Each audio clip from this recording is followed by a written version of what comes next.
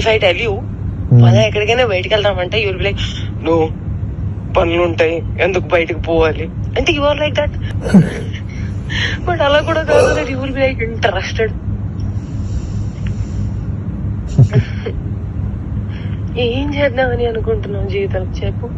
ఎంత ఎంత రసికరాజు రాకుండా ఉండం అంటే ఎలా పాసిబుల్? అది ప్రేమించాలి మనసులో లేదా? మరి ఎప్పుడు అడుగుతావు, ఎప్పుడు చేద్దాము, ఇప్పుడు ఏంటి ఏంటి పరిస్థితి? హర్షసే కాదు, నాకు యూపీఎస్సీ ఎగ్జామ్ బోర్డ్స్ కి క్వశ్చన్ పేపర్ లాగా తయారు చేయడు, నేను ఆన్సర్ రాసుకుంటూ కూర్చోవాలి అంతే. కానీ హర్షసే మాత్రం నువ్వు నాకు ఎంత డిస్ట్రాక్ట్ చేసినా, ఏ చేసినా నేను ఆన్సరే రాస్తాను, నేను నీ వైపు చూడను.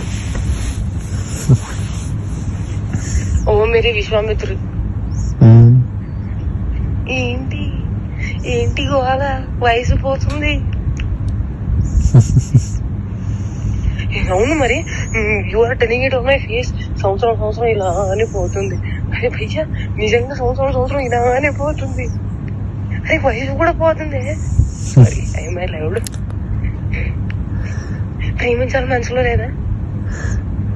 అరే పోతే పోనీ వేరే ఎవరైనా ఇష్టమా? ఇప్పుడు చెప్పు. అలా ఏమీ లేదు, అది కూడా సిగ్గుపడుతుంది మళ్ళా. చూసా అంటే అంటే నన్ను ఏం చేయమంటావు చెప్పు?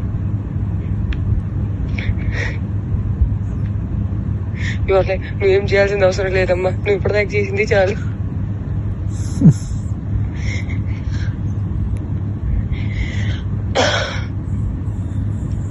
సరే take your time to think about it. నీకే లేనప్పుడు నేను ఎలా మాట్లాడుకోగలుగుతాను? మరి నేనే డెస్పరేట్ గా ఉన్నాను.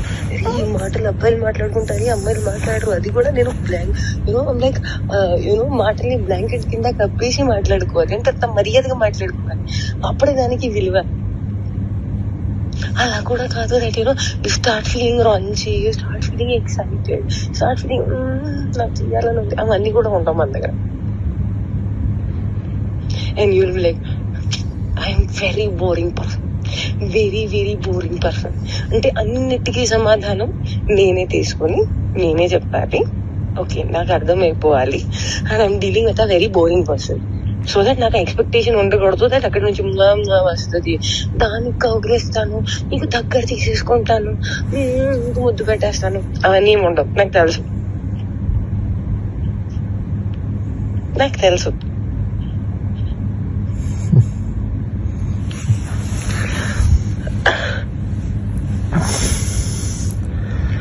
क्या चाहते हो तुम, बताओ मुझे.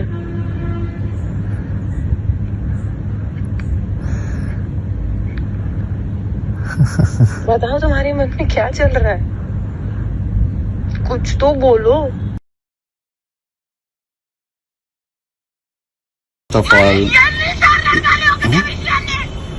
ఇదేంటి? కాదు ఇదేంటి? నేను నీకు చెప్తుంది అర్థం కావట్లేదా?